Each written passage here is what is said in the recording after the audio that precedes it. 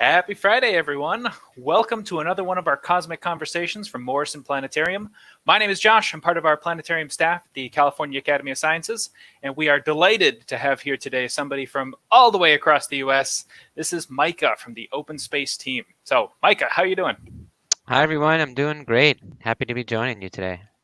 Well, you work at AMNH on a pretty cool project. Would you be willing to tell us a little bit about what OpenSpace project is? Yeah, for sure. I'm actually wearing the T-shirt right here. Hey, cool. So I work on OpenSpace, which is an open source piece of software that we're building at the museum, and we're building it in conjunction with a couple universities around the globe that specialize in data visualization. And so OpenSpace is a data visualization software, and we got a grant from NASA to take the data that they collect from around the solar system and the universe and to make a piece of software that enables showing that data in a really rapid way in scientific institutions like yours. Yeah, we're very happy for our 4:30 show most of the time when the Academy is actually open. We've been running OpenSpace and people love it. It's a great chance to see our solar system, our universe in a way that's not just in planetariums, but you can also use at home. Yeah. So for our show today, we've got Mary on the back end. She's going to be working behind the scenes in our producer's booth. If you have questions or anything you want to know, pop it in the chat right there. If it's astronomy, I will do my best to answer it, but I'm going to turn the technical stuff over to Micah. Okay, so we're looking out at OpenSpace right now. You want to take us away? Yeah, so, we love to start at Earth because we're here at Earth and that's where we live. And, what we're looking at right now is actually satellite imagery of the Earth collected by NASA's VIIRS satellite. And we're actually looking at, this is a daily image that's updated every day. And we're actually looking at Tuesday, June 9th, so just a couple days ago. And today's, image is not complete yet because today hasn't been finished. So they compile the the imagery each day, and then they put it online for us to view and maybe wrap around the 3D globe like this. So if I wanted to confirm the weather we had in San Francisco a couple days ago, I could do this with OpenSpace? Yeah, you could go on OpenSpace, and one of the things that while we could move around in space, we could also move around in time. So using this temporal data set, you could actually go all the way back to any day, all the way back to 2012, and see what the weather was like anywhere on Earth, all the way back to 2012. That's awesome. So Yeah. Can we check out a place like San Francisco? Yeah, and so along with this daily weather image, we also have like a temporal night image. And so I thought, and so this is an image taken at night every day. And so I thought that going to San Francisco, maybe taking a look at the night image might be a cool thing to do, because what we're going to see is we're going to see the city lights, right? And so San Francisco, being a big city, is going to have a lot of city lights. And sometimes it's actually harder to see because you got the clouds and stuff going on. So I'll take off our temporal image, and I'll just turn on our regular nighttime image. And so this is the kind of standard image at night that everyone sees of Earth. This is Earth at Night 2012. It's a very famous image, and it's actually used by a lot of people. It's a free open source image. A lot of times, if you're going to see an image of Earth at night, you're going to see this. But this is just one snapshot of a night in 2012. So if we want to see what was going on recently, we're going to turn on our Earth at Night temporal layer. And so we're going to see some clouds. We're going to see the clouds of that night. And then here we are. We're coming in on San Francisco here, right? Yeah. And so we can take a look. This is what it looked like from space on June 9th, 2020. So just 3 days ago. But one of the cool things about this temporal data set is, like I said, we can change time. So we can actually go back to a whole year ago, to June 9th, 2019. And we can see how much more light it was making, right? That is dramatic. So normally when we do these type of temporal changes, as we move forward in time, the city lights become brighter because cities are growing over time. They're getting bigger. But I thought this was an interesting case because here we're in a unique point in time where people are home, less businesses are open, less things are going on. And so we're actually producing less light less regular pollution and less light pollution. That's pretty amazing. So we can actually see changes in human society reflected in this information as well. Yeah, let's just go back once again. Look at that, 2019 to 2020, the same exact day. How cool. So yeah, it can't even be a seasonal shift. Yeah, Well, exactly. great. So can you show us where you're broadcasting from? Yeah, so let's pull around, and we can kind of go anywhere we wanted on the globe. And here we're looking at Earth. It's nighttime, so we're going to advance time a little bit, and we're going to bring us to daytime. So See that the way, sun come up. when we fly down, we're going to we're going to be able to see where we're going. And so we'll notice the clouds fade away, and one of the things we have built in is this dual layer system where we can see the clouds and the weather image, and then kind of as we get closer, we'll fade into the high resolution detailed imagery. So here we are looking at New York here, and actually pretty much almost every day I've spent in my entire life is contained within this image shot right here. Whether it was when I was growing up and living in New York, any time I might have spent upstate New York, or now working at the Museum of Natural History. So we'll go in and we'll go right into the museum, which is right on Central Park. You might be able to see a big it. green strip. Yeah. So sometimes, we'll use those kind of landmarks to navigate as we're flying our way down. New York City is kind of an easier one to find from space, but sometimes you need to use these parks and stuff like that as landmarks to find your way around. And so here we are flying right down to New York City, and we're flying right down to the Museum of Natural History. This is where I work, and that square at the very top of it is our planetarium. We have our dome suspended inside of a square, and you can actually get so close that you can see all the school buses that come and visit us each day. So obviously this is not a current photo, because I can't imagine there's too many school buses parked outside the museum today. Yeah, unless they've turned Central Park West into a parking lot. Let's hope there's no schools out there. But yeah, so this is not a live image. It's not like the weather where we're looking at yesterday's image of New York. This is actually a different map that is it's a composite of all the best imagery of all the satellites that are taking pictures of Earth. So all the imagery you see here was taken in the last couple of years, but this picture of the museum might have been taken by one satellite, and then as we move to the left and you see New Jersey, that might have come from a different satellite or even a different time.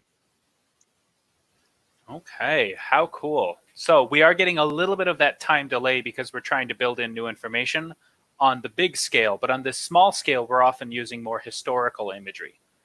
So, exactly. Speaking of the historical stuff, you showed me some footprints that are surprisingly old and not too far away. Yeah, so let's take off from Earth, and we'll leave our Earth and go to the closest place that we've been, which is the moon. So we were arguing about this. What would be the oldest footprints you could think of? I think these have got to be at least in the running for human footprints. Well, I guess these. I guess human is an inch. Like, I think that there must be some human footprints, tens of thousands of years old in okay, maybe let's in say clay or something. Oldest dust footprints. I'm going to add that as a qualifier. There we go. Yeah, soft ones, right? If there was wind on the moon, we would be seeing that. So here I'm bringing us to the moon, and I've actually turned on the orbit so we could see the moon orbiting around the Earth. But as we get closer, I'll turn it off. And I'll bring us up to the part of the moon that we're all familiar with seeing, the near side of the moon. And we're actually going to go right down to the Apollo 11 landing site. I guess, some of the first footsteps ever to be on the moon. And here you can see we're actually lighting the moon with the right phase lighting that it should be for June 9th. However, to make it easier for us to see, I'm just going to turn that off, and we'll be able to see the entire moon. So now what you're looking at is actually another one of these maps comprised from a satellite, and this one comes from the Lunar Reconnaissance Orbiter, but this comes from their wide-angle camera. And so now I'm going to turn us on an image that comes from their narrow-angle camera, which you could basically just think of as a zoom lens. So if we have like a regular image, then we also have a regular camera, then we also have a camera with a zoom lens. And so here you can see this tiny little strip, and that's this tiny little strip of a photograph taken with our zoom lens. And inside this strip is the Apollo 11 landing site. So Oh, let's wow. see if I can find it here from space. And I have a little guide. If I can't find it, we'll use the guide. But let's see if I can't just bring us there right away. And so in this, in this picture, it's so detailed that you're going to see something maybe that could even be the size of like a desk or something like that. Down to human-sized objects. That's pretty amazing. Yeah. So I actually thought I was going to be able to bring us right there, but to save us some time, I'm going to use my guide. So I have a little guide that's going to just show us. There we go. And after I bring us there, maybe I'll talk about what the guide is and how I use it. So here we are, and we're looking at this picture, and you're seeing all these craters. You were pretty close. Yeah, not too bad, and a lot of times it's the more I could have gotten us there no problem last year when I was doing a lot of Apollo stuff. So what you're actually seeing here, dead center of the screen, is actually the base of the lunar module that landed. So the lunar module is built in two parts. And so they actually leave the bottom part of it on the legs and the feet that land. They leave that on the moon when they take off. And so what you're seeing there is the piece that's actually left there 50 years later. And on the left, you can see the shadow of it coming from the sun. How cool. But on the right, you have Little West Crater. And you could see there's a straight line that goes in between the lunar module and the crater. And that straight line is actually the footsteps, the trail of Neil Armstrong walking from the lunar module over to the crater. And so 50 years later, the trail from where he walked is still there on the moon. That's pretty amazing. So we're seeing the path they took and the spots around them. It's really kind of archaeology in some sense. Like we're piecing together what happened from photos taken a lot later. Yeah, and so it's kind of cool because sometimes different photos let you piece together different things. So this picture was taken by the Lunar Reconnaissance Orbiter as it orbits around the moon and looks down with its zoom lens and takes a picture right when it's above and pointing at it. But it's been there for 8 or 10 years. And so it's actually been able to take lots of different pictures of this site. And so the reason I said I have a little marker is I actually have a couple different pictures of this site taken with different sun angles. So this is it's a picture taken maybe 4 months later or 6 months later or a year later where the sun is in a different position. And so you can see the shadows differently. And in some really of them, you're able to see the footprints more than others, or you're able to see the lunar module more than others. And so the initial one that I was showing you is the one that most matches the lighting conditions of the day they landed. But maybe one like this, you can even see more how the ejecta from the engines was like pushed up around, and you can see the different color, the different tones of the dirt around where they landed. I can even see maybe some footprints to the below south on your screen. Yeah, and that's really cool. We might even be seeing right here on my mouse a part of a experiment or something that they put down there. How cool. Yeah. So it's not just historical stuff we can see on the moon. There are some more recent missions you showed me pictures of as well.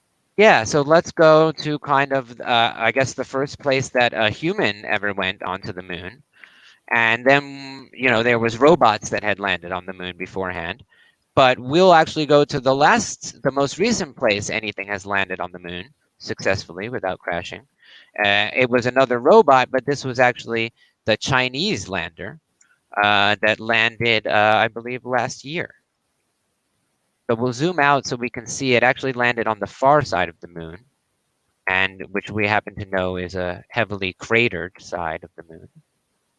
And so we'll just kind of zoom us all the way around. We'll take a little quick tour around the moon. And once it always gives me a sense of scale when you zoom back like that. People often ask when we have telescopes out, why can't I see the flag on the moon? The moon's really Yeah. big. I think if you had a telescope, you might see kind of a view, maybe like what we're seeing right now, this amount of detail, right? You'd really need like a super telescope to see something Right. It's like me asking someone to big. find a tennis ball on a map of Texas. It's just not going Yeah, to work. yeah. I actually heard a recent interesting thing about different detectors and their different like qualities and their precision. And I heard about the Gaia spacecraft that if you threw a baseball on the moon, it could detect it. Guy is pretty amazing. Yeah. So I'm seeing another one of those high resolution strips over here. Yeah, and you'll actually notice this one is right on the edge here of our equator line, but it's also actually kind of close to the lunar pole. And so this is an interesting site because it's actually close to where we might land next. But this is where the Chinese have landed recently. And this one, we're going to really hope I can find because I definitely don't have a guide for it. But I was just flying there earlier today, so I think we should have no problem finding it. And I would say so, don't try this at home, folks, but you should try this at home. yeah, Download you should OpenSpace try and this give it a at home. shot. And the thing to do is you look. So here's my trick. I'll give away my secrets here. I'm looking for a little splotchy face here, and then I'm looking for this crater here. And I know that to the left of this crater and down a little bit is going to be a little dot, dot, dot. And then to the left of my crater and down a little bit is a little dot, dot, dot. And I know my lander is going to be near the dot, dot, dot. And so here I am giving away some of my tricks. It makes it look really amazing when you can find such a small little dot on the surface of the moon from space. But sometimes those, it's not a magic trick. It's just practice and pattern recognition, they call it. But here we're seeing this little tiny dot, and I'm bringing it right into the center of the screen. So, Micah, Sabrina asked, do we have anything like this in virtual reality? Yeah, so we're actually working on it in VR a little bit. We have ran OpenSpace in VR, and we've done some support for VR, and we've used it with a Oculus Rift and a HTC Vive headset and stuff like that. We don't have that built in right now because we also don't have support for the paddles. So it's very hard. I'm using a mouse and keyboard to control OpenSpace, and I'm operating multiple menus, and it would be very hard to do that with a virtual reality headset on. So while OpenSpace does work in VR, and we've done some experiments, you can't just download it and run it in VR. One of the things that my boss likes to say is that we run this in virtual reality at our museum, and our virtual reality headset has 400 seats in it. And we call that our dome. Very cool. So I think I see a dot in the middle with a little shadow hanging next to it, next to the dot, dot, dot you mentioned. Yeah, and I'll just point that out. So that's actually the lander, and it's actually much smaller. It's maybe 1/10 the size of the lunar module. Wow. And I thought you brought out a good point of a nice way to be able to see it and have it stand out is that its shadows facing a different way than the shadows of the craters because they're going down and he's sticking up. Very cool. So a good way to pick it out for sure. That little dot might be their rover. That they have a little rover that came out. So that little dot. The main lander would be Chang'e, and the rover is U2, the jade rabbit that wandered around on the surface. Exactly. Very cool. So pretty awesome that lots of other people are going, and that we're going back, and the moon is making a comeback, it seems like. So we've been playing it pretty safe, hanging out in our own neighborhood. There's some other moons in the solar system that would be cool to check out.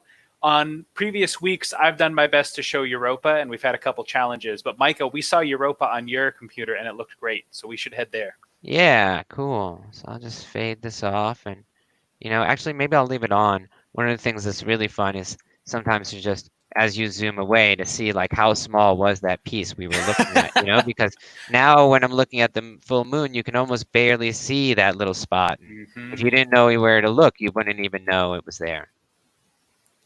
So we'll zoom out, and as we zoom out, we'll turn our trails back on so we can kind of get a view of the solar system that we're familiar with. So here's our kind of our disk, and then we'll kind of get this top-down view, and then we'll zoom out and we'll head to Europa.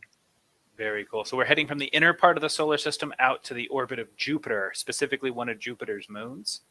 And for folks who are interested, remember how cratery and bumpy our moon looked? When we get to the surface of Europa, it's going to look completely different.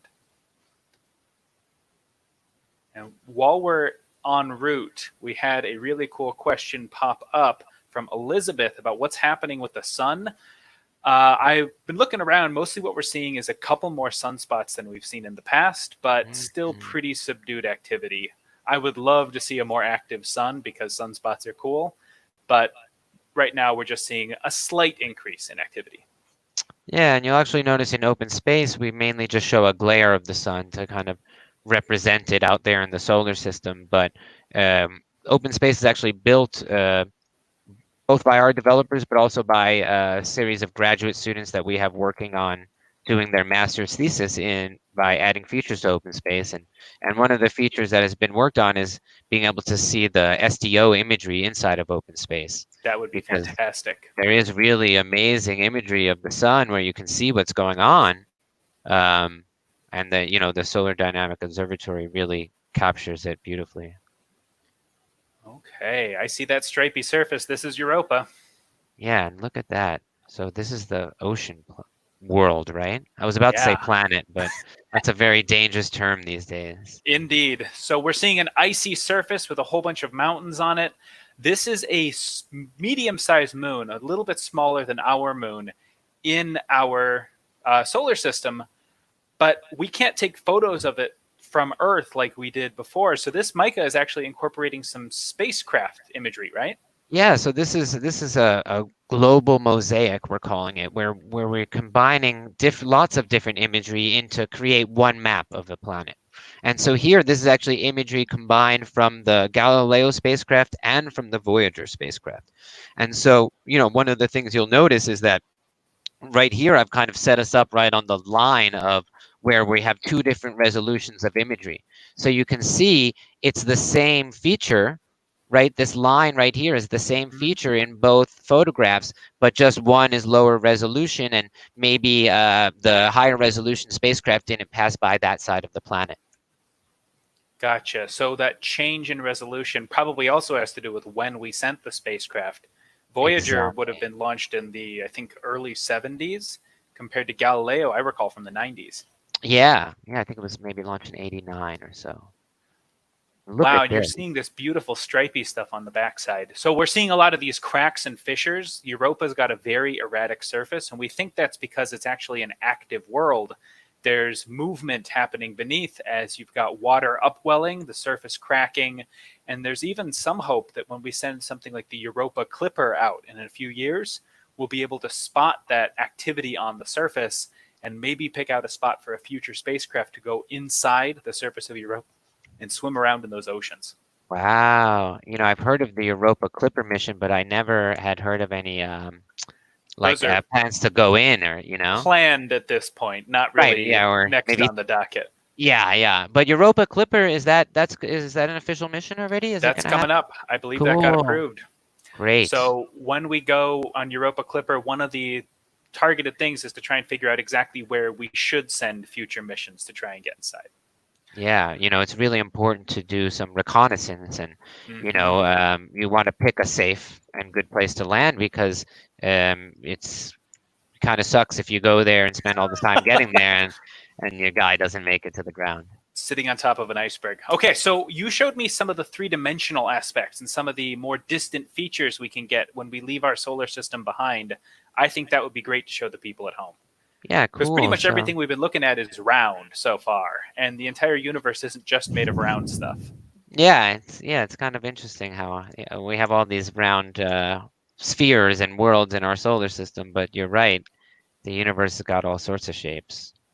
So yeah, let's zoom away and we'll pull away from Europa, and as we pull away from Europa, we'll see that it's one of many moons orbiting, and then we'll pull away and we'll see that just like the moons were orbiting the sun, we've got our planets. I mean, the moon's orbiting the planets, we've got our planets orbiting the sun. I do the same thing, don't worry about it. But, open space being this atlas of the universe has a lot more, right? So when we're going to go out and we're going to see this like yellow light as our whole solar system is just going to fade into one of the stars. So now our whole solar system is just becoming a star like the rest of them. And as I go out a little bit farther, often people think that these stars are just like a background, but no, they're actually placed there in 3D space, and we'll start to see some of them like come off the walls. And so now still centered is our sun, but we're starting to move around in this 3D atlas here. That's pretty incredible. So we can start to see the actual distances to these stars with respect to our own sun. Yeah, and this is the Hipparcos database of stars, which has about, I think, 150,000 stars maybe. That's incredible. So give me some context. Can we see any of the familiar constellations here? Yeah, let's go ahead and turn those on. And so here we go. Sagittarius over there, some Scorpius. Looks like our familiar zodiac is going to be colored in red. Yeah, and you know, even to those who aren't familiar with all the constellations, it still should be a familiar sight, the idea of these lines, right, connecting the dots in the sky. Okay, so if we zoom back, they should get a little weird. Yeah, so, you know, one of the cool things that maybe people think of stars kind of painted on the sky, right? But they're actually just all in different places in 3D space, and they might look like they're the same in the same place because this guy's a lot brighter and another one's a lot dimmer, and so then the farther brighter one looks like it's in the same place as the dimmer one. But as we can see, these are the lines that are connecting the stars that make those constellations, and some of those stars are way far out compared to the other stars. And so now our constellations that looked like they were on a sphere around us are actually everywhere. That's pretty amazing. So you can see some of the more distant stars are the longest lines that are still part of our constellations that we're most familiar with. And now, so they must just be much brighter, right, than the other stars. Right, very bright, very distant stars that we can still see to some degree. So we've got names for some of these things too. If you see a star in the sky and you wanted to identify it, potentially OpenSpace could help you out with that as well. Yeah, so let me turn off these constellations so we can see a little more of the stars here. And I've turned on the labels, but we've only got a few. So I'm going to turn on a little sphere here, which is kind of like a bookmark for us in space. So this is what we call the radiosphere. And it's kind of representing a volume of space. So it's an area in space in which maybe our radio waves have propagated to. So if we're emitting radio waves from Earth at the speed of light, in all directions, then they have reached a certain amount of stars, those radio waves. And so here, I've turned on both the sphere and the star labels, and now we can see actually all the stars that may have heard from us, and we can see the names of those different ones. Very cool. So if you imagine, these are the farthest that our radio broadcasts have reached, and if there's any aliens who are tuned into the right frequency, looking in the right direction, our broadcasts from 80-something years ago would just be reaching these folks. Yeah. And, you know, it's interesting. One of the cool things about OpenSpace is that, you know, this sphere grows with the speed of light. And so if you were to open up OpenSpace 3 years from now, it would be bigger, and you might see any stars that are 3 light years away from the edge now encapsulated within the sphere. And now, so you go ahead.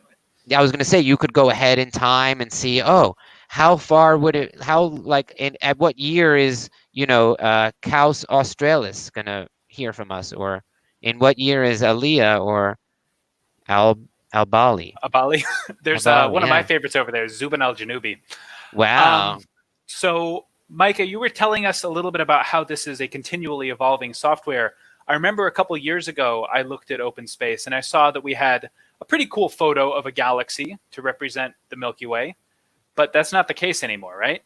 Yeah, so yeah, I mentioned that it's like, I'll just turn up the stars a little bit so you can really see how many are out there. Oh, wow.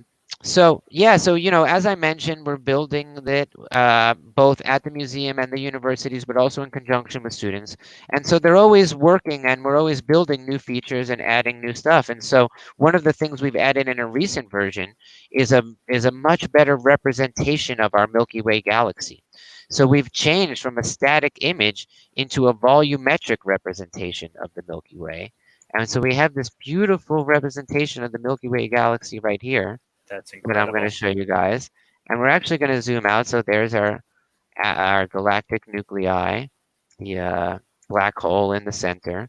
And so here's our Milky Way galaxy now. And before I talk a little bit about this one, let me just kind of show you guys a little bit of a difference of what we had before and what we have now. So previously, actually, let me just bring it in There a was little no brighter. Yeah, exactly. So previously we just had this image, and this is actually an image that, if you think about it, it's not an image of our galaxy because we can't take an image of our galaxy, which makes sense if you think about it, but maybe you haven't thought about that before. But it's a galaxy that's like ours, a spiral galaxy, and we know that we're in a spiral galaxy. But you can see it's really just a flat image. So now, and that's what we had for many years. But then we got access to some data from the National Astronomical Observatory of Japan, and they created a constrained simulation, a volumetric simulation of our Milky Way. That's And so beautiful. that's what we're seeing here. And so again, it's not actual picture of our Milky Way, it's a simulation, but it's made up of the parts and it's made up of the way that our galaxy is made. So here you can see the clouds of gas combining with the stars, and the way that we render this, I could actually render just the gas, or I could render just the stars. And so we have this like way where we take the data and then we manipulate it into this kind of beautiful volume that lets you get kind of an idea of maybe a little bit more of what a feel for a galaxy is than just an image of it, you know? You So I feel got to that you're call out in it. one of my absolute favorite things, Micah. If you turn back over towards the right, so you can see that little blue ball, Yeah. that's how far our radio signals have traveled compared to the scale of our galaxy. And that's always one of the most overwhelming things to me. So small, just a tiny bit, right? So our galaxy is pretty big. I hope everyone would agree. We're talking about 130,000 light years from side to side. But what is the biggest thing we can show folks inside? Oh, that's our galactic year. This is the sun's orbit, yeah, around the galaxy. And I think it takes maybe 250 million years, something like that. Is that So we right? talk about like the dinosaurs died out this galactic year, but they died out in a Ooh. different part of the galaxy than we did because of how our star is moving. Yeah. But I want to show people the biggest scale stuff in open space. So how far back can we go? What are the biggest things we can see?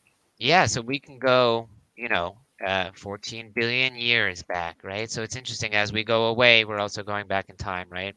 And so here we've pulled away to the point where our galaxy has just become a dot.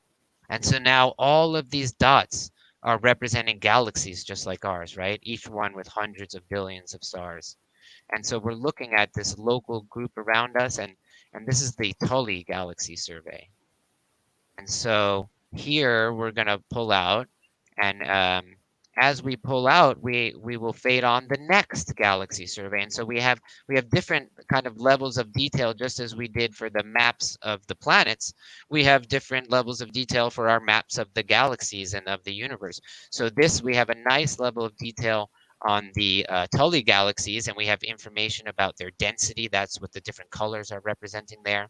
As we pull out, we might have a little less information, but more galaxies that are farther away. We turn on the Sloan Digital Sky Survey. And so these represent galaxies that are much farther away. As you can see, the Tully galaxy was only comprising that little kind of box right there. Little. Yeah, little, exactly. More bigger than your brain can even possibly imagine. And so, here you get this weird shape, and people often ask, why are there no galaxies on the left and the right? And this is just a result of the way that we're able to map the universe, is that we're kind of in this plane of the Milky Way, and we can only look above us and below us. We can't really look to the sides. And so we think there's probably just as many galaxies equally in all directions, but we can only really detect them as good from above and below. And So just like when we were showing folks Earth or the moon, this is still real scientific data. These are real collected pieces of information that we're showing our guests. I'll fly these people through these dots here. Every single dot here is a detected galaxy. And so we have detected a galaxy at every one of these dots. So everything you've seen in open space is real data. And so we don't have pictures of those galaxies. That's why we have dots. On the moon, we had awesome pictures. Pictures are data as well.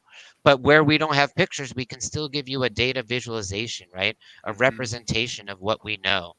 And so as we pull out away from the Sloan Digital Sky Survey, well, it's still part of it, but we'll see quasars instead of galaxies.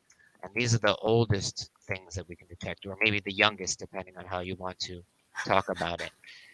So, but then we're going to pull out and we see the cosmic microwave background, which is the oldest light in the universe that we can detect, that's everywhere, heating space around us. And so we represent that as kind of an event horizon in open space, where we have a sphere that represents 14.5 billion years back that we can see. This is the farthest traveling light that we've ever seen, and therefore the oldest light that has reached us. Yeah, but I don't know if we can talk about it or not. Yeah, if folks are ever interested in this stuff, if you post questions in our comments section, we're happy to come back and answer them later. For just a quick cap of what we're seeing, imagine that the universe is really hot back in the day, closer to the moment of the Big Bang.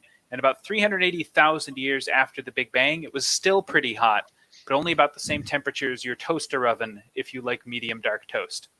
So at that time, the whole universe is glowing this kind of orangey color.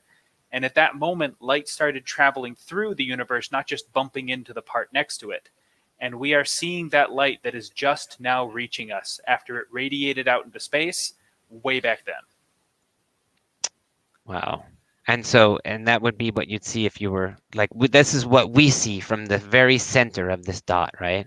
This is the farthest away light that has reached us from every direction, because this is light that is only slightly younger than the universe itself. So then when we go back in, this quasar light is a little bit older than that. And then this galaxy light would be a little bit older than that, right? And kind of as we go in, the light that we're going to catch is going to be older and older and older, right? So we're seeing light that left more and more recently because it's closer to us. So Yeah. older in the scale of the universe, younger in terms of the age of the photon. And yeah, that gets a little there we go. flippy Good call. floppy. But yes. Talking about new technologies for the event horizon, yeah, being able to visualize stuff like this is absolutely amazing. But we're actually hopeful that one day telescopes will be able to see beyond that cosmic microwave background, but they can't use light to do it. So they're going to have to be things like gravitational wave telescopes that are still kind of a theoretical technology. Cool. I really like that. I had never thought of something like that. One day, we just need more cool observatories out there. Yeah. So, I should mention a lot of there's always more data and more information than we show, So here I just turned on galaxy superclusters. So just to give you an idea of where we've determined that there are these superclusters in this survey, That's pretty amazing. Yeah. So, Micah, you came to the Open Space Project not necessarily as a professional astronomer, right? Yeah, interestingly enough, I actually came from the kind of maybe the world of interactive computing. So before this, I used to work in the video game and advertising fields. And I worked making interactive games, websites, iPhone applications, children's books for iPad, everything that basically if someone was touching the computer software, I was working with it. And also, with cutting edge graphics and stuff like that. So it kind of turned out to be an amazing fit for me with open space, even though I didn't have this space astronomy background. If there's anybody out there who loves things like this and astronomy, science, and where science and technology meet, what kind of advice would you give them about trying to find their own spot? Yeah, so I mean, to me, the best piece of advice is kind of play with it yourself, right? So OpenSpace is a free software that you can download on your own computer. You can run it. It's everything you saw is totally free and accessible to you. And don't be afraid to click under the hood, so to speak, right? So when you're using your computer, click around, try to use it, see what it can do.